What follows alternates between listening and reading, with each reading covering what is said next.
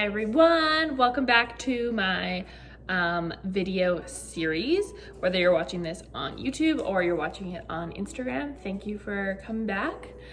If you are liking these videos, make sure you follow me, you like it, you leave me a comment, show me some love, or subscribe if you're on YouTube, and there'll be lots more to come. So I took to Instagram a couple days ago with regard to wedding advice that you guys wanted to see in videos. So I got a lot of good questions, so I'm excited to answer those. One that I'm going to leave a whole video for because it's kind of in depth and can be time consuming is tipping and tipping your vendors. So that will be a whole nother video, so stay tuned for that. But the questions I'm going to be answering, let's start off with the responses. Someone said hi.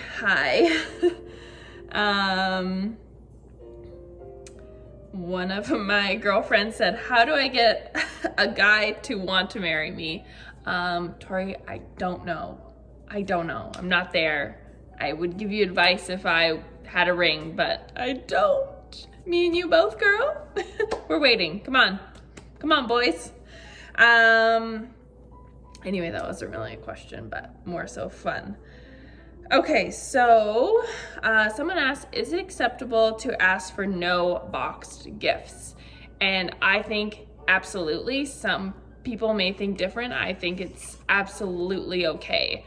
Personally, if I was getting married, I wouldn't want gifts. I know people can register and get everything that they want, but I feel like so many people already live together and they don't need the toaster and they don't need those giant china cabinets, and a lot of people don't use like fine china anymore. I think of things that my parents got for their wedding, like old golf photos. Sorry, Mom.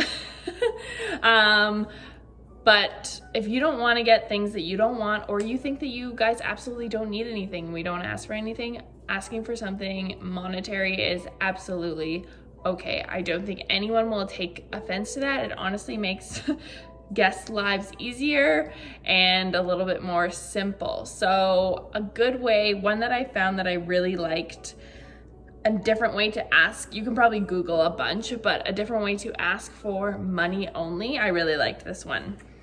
So it says, with all that we have, we've been truly blessed. Your presence and prayers are all that we request.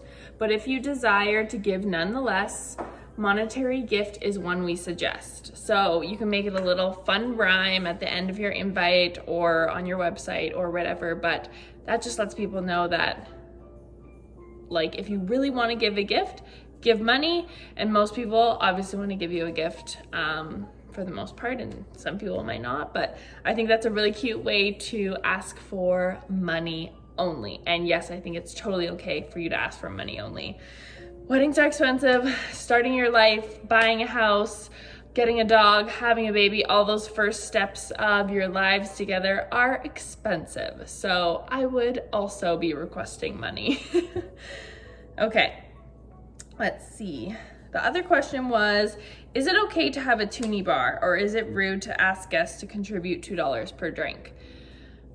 Personal opinion, I think a lot of wedding planners would probably say the same, but it is not rude at all. I don't think so. I think $2 is super reasonable.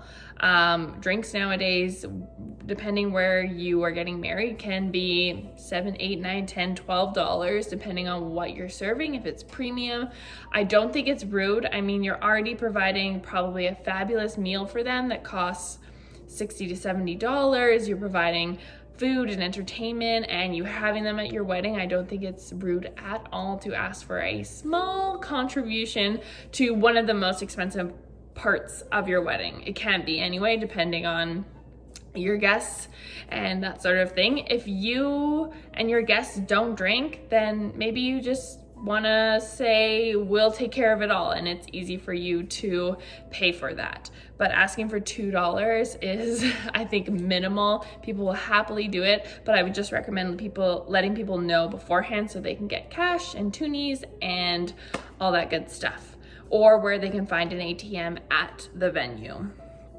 With that, I've also seen $5 bars. which people were more than happy to put $5 in a jar. They were going wild. It's probably one of the wildest weddings I was at. They drank so much, and it was a $5 bar. So you know your guests, and I'm sure they would be happy to contribute. So that is that. Okay. Another question was how to come up with a day of schedule and keep things on time. So obviously if you have a day of coordinator, that is what he or she does. A way of kind of maybe making one your own. First of all, there are tons and tons of free templates. You can download Excel docs. I've seen tons of stuff online of how to make a day of timeline for your wedding, or even a couple days leading up and post wedding, etc., etc. So first of all, there's tons of free stuff on Pinterest.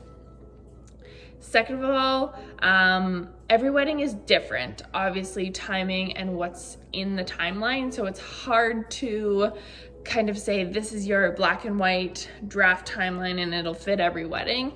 But I would say to start, obviously, start with your ceremony time and kind of work things towards dinner and work things towards the morning.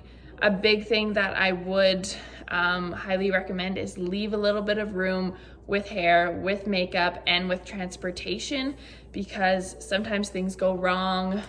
Sometimes there's traffic. Sometimes you want a little bit more glitter on your eyelids, that sort of thing. And especially in the morning for the girls, they're doing so much. Not so much for the guys. They're usually pretty chill with stuff going on in the morning. But make sure you have time to eat and relax and chill in the morning, because it's like such high emotion and intense already. And make sure you have a little bit of time in there to eat something and get some water in you. But yeah, leading up to the ceremony, that's kind of all that's in the morning that will keep you guys on track. Obviously, if there's vendors involved, they'll kind of have their own schedule, and you can definitely send your schedule to your vendors to make sure that everything aligns for photos and video and transportation and that sort of thing. So that week leading up, I would definitely get a copy of that to your vendors. That's what I normally do, and make sure they're all on the same timeline. Another thing, so kind of after ceremony that goes into photos, make sure you leave enough time for photos. It will depend on your photographer and what they think and how big your wedding party is, where you're traveling to for your photos. So definitely just, your photographer probably already has a timeline of what their typical day looks like. So definitely ask that from them to start. And then once you go into entrance and dinner, it's usually pretty copacetic from there. So I would just, obviously your dinner time, your entrance time, ask the venue how long is it gonna take to serve all these people for dinner. That way you can start plugging in your speeches and any slideshows, first dance, cake cutting, and that can kind of really go wherever you want. So I think those are kind of like the basis of things. Obviously, if you have like food trucks or a cool dance or some sort of other form of entertainment or a band or whatever, that will kind of play a factor in your timeline as well. But I think having those key points like hair and makeup, lunchtime, when are we leaving, ceremony, photos, grand entrance, dinner, speeches, cake, first dance, and then like any late night snacks and everything. Those are kind of the main points. So if you have those in there, that should be good. But also please look at Pinterest because I might have forgot something. Anyway, those were the couple questions that you guys asked on Instagram, and those are my answers. I hope you enjoyed them. Yeah, like I said, please follow, like, subscribe, do all the things, and I will keep the videos coming. Thanks, guys. Bye.